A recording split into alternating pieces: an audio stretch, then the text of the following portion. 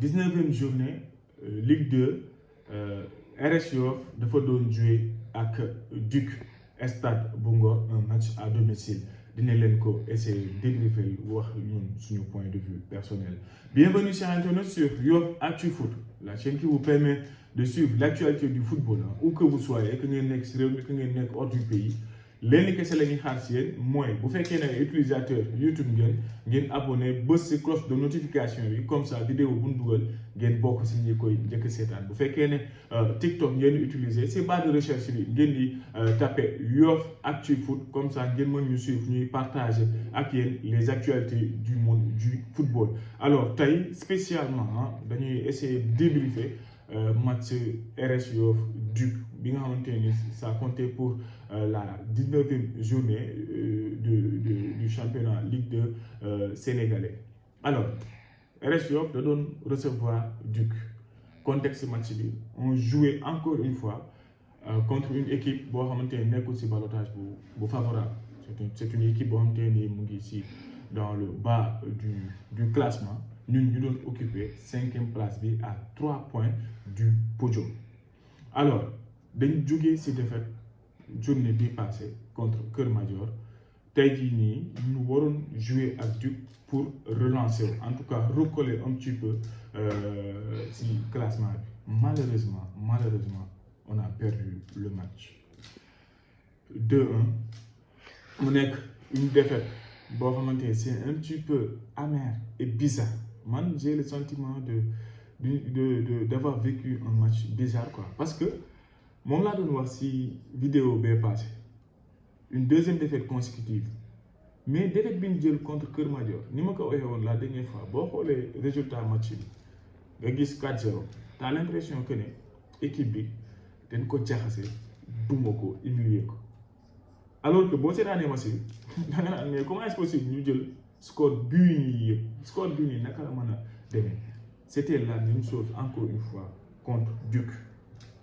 Da ngay jouer match da ngay c'est-à-dire résultat bi reflété wul physionomie match bi parce que prestation équipe bi mais ça n'a pas été médiocre en première comme en deuxième mi-temps. L'équipe a joué, l'équipe a voulu aussi jouer. L'équipe a montré beaucoup de choses qui sont positives.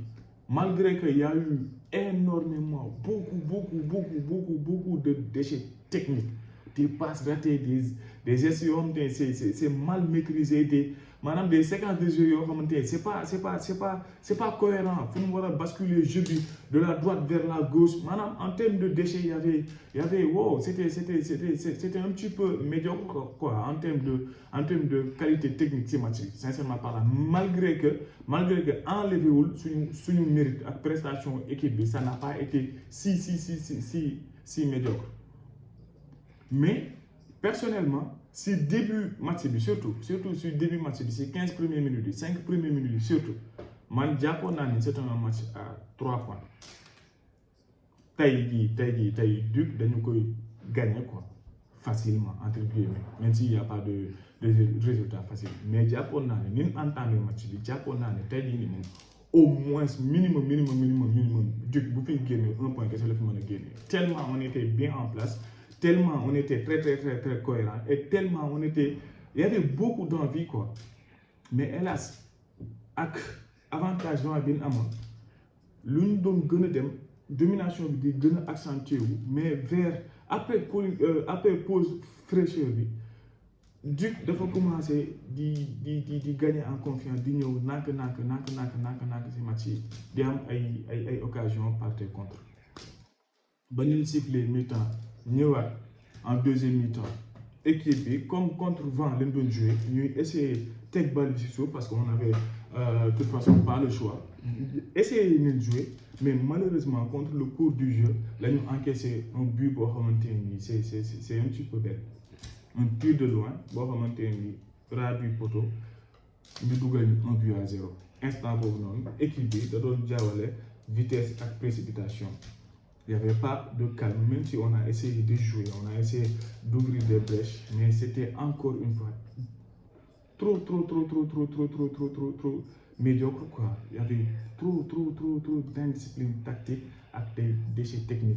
man gis naa ne loolu moo ñu tere recoller en tout cas si score bi malgré que créé nañ ay occasion de but mais encore une fois on peine à la finition ñu jouer contre le vent Duc tamit mettre en place un système défensif boo xamante ni bon en tout cas ils étaient bien regroupés derrière aussi de casser suñu rythme de temps à autre duñ ko bañ parce que ñun bu nekkoon à leur place dañ koy def c'est stratégique c'est intelligent boo amee en tout cas boo jiitoo au score ngay jouer surtout un match à l'extérieur dañ ciy jouer ak intelligence ñoom ils ont eu l'intelligence le savoir-faire bu toll nii ñun à chaque fois bu ñu nekkee ci benn dynamique bu baax dañuy essayer de casser suñu rythme par des simulations wala ay jàpp ay blessés tëdd fii nii xaar xamoon intervenant yi ñëw patati patata genre affaire yi ba ñu gérer seen score ba jusqu'à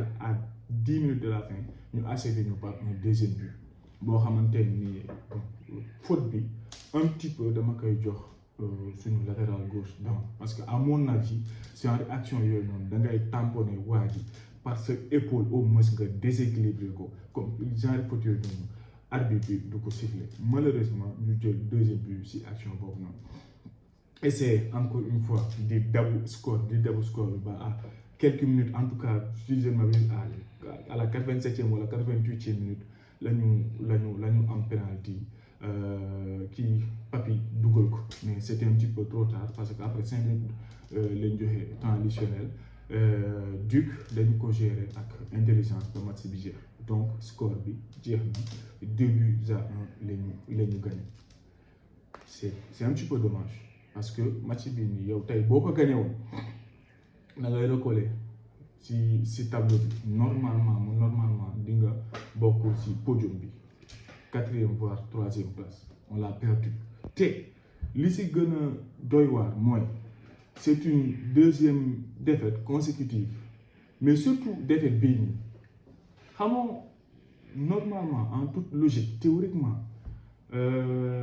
dernière journée championnat, que ce soit en Europe, que ce soit dans le très haut niveau, que ce soit nous suñu championnat théoriquement dernière journée championnat mooy dernière ligne droite 5 wala 6 7 dernières journées gis nga say match à domicile c'est tellement précieux c'est des cadeaux en or foofu tu as l'obligation de résultat quoi de résultats positifs foofu noonu lu mu bon assurer ça 3 points. C'est 1 point. Au pire, assurer 1 point.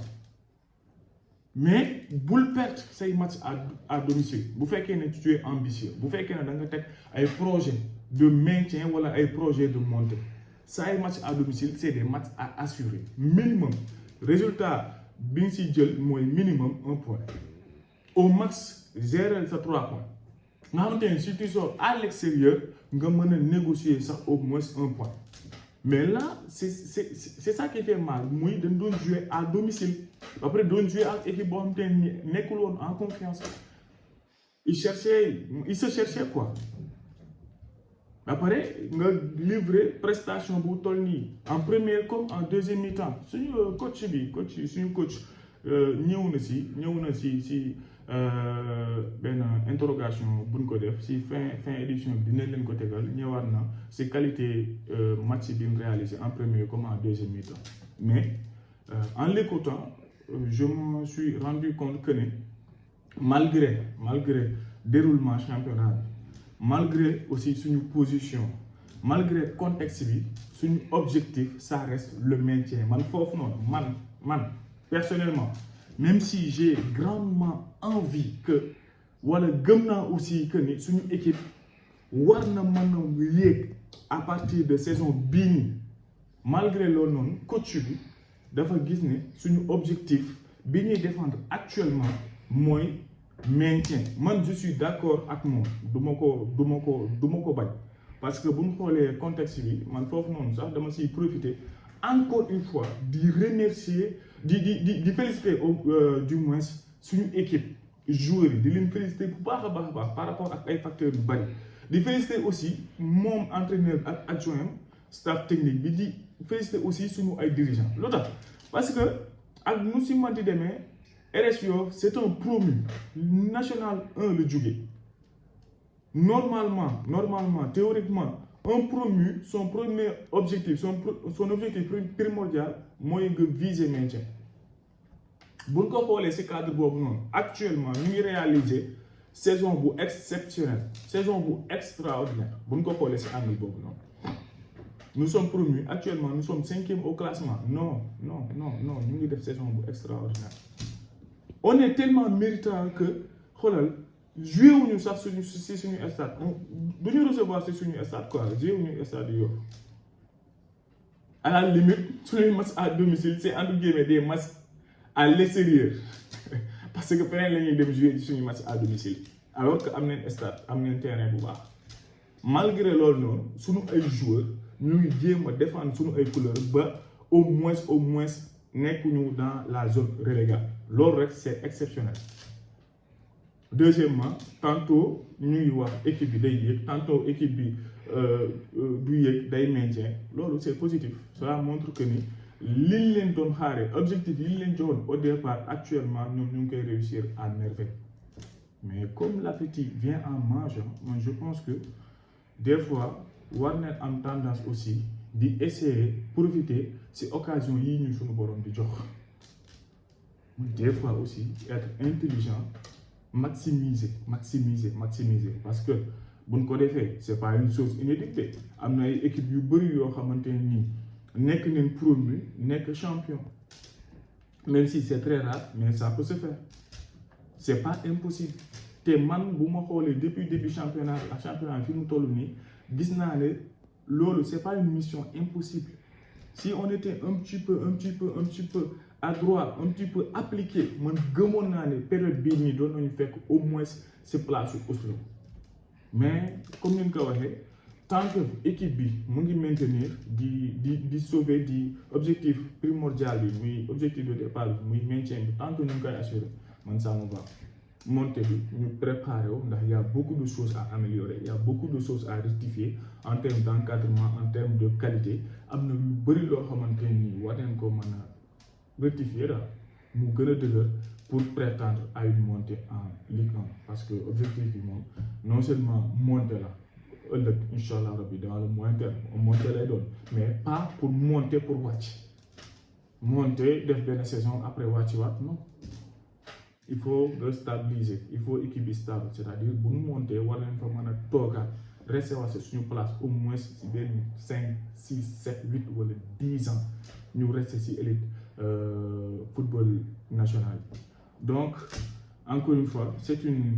défaite la deuxième consécutive match bi di ñëw dañuy déplacé wu dañuy dem Thiès di jouer ak Thiès FC ñu ngi xaar réaction wu équipe bi en tout cas ñu ngi xaar ci ñoom ñu indil ñu un résultat positif au moins 1 nul wala 3 points pour encore une fois gën a consolider suñu place maintien donc ñu tàggoo leen ak réaction suñu entraîneur après match bi contre Duc di leen jox di daje beneen yoon ci yeneen analyse yeneen information ak yeneen débrief su suñu équipe RS Yoff.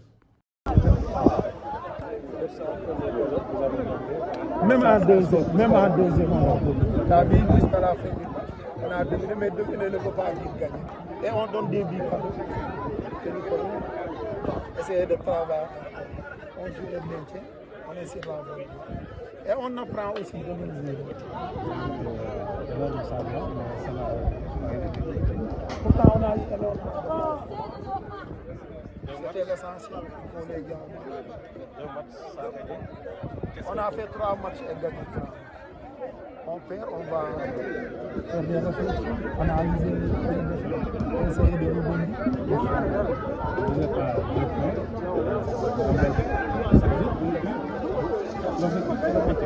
Moi, c'est le même. J'essaie de gagner plus de points. Je joue le même. Ak deuxième wax ko ak deuxième yaa ngi seetaan ak deuxième ba ma ci di jeex ma yëpp offensif changer système changer mais ba fin du match bi am ñu tas ko tas on a énormément d'occasion l'essentiel c'est de travailler. Nous, on est là pour apprendre, on joue le maintien, on est sur la même fois.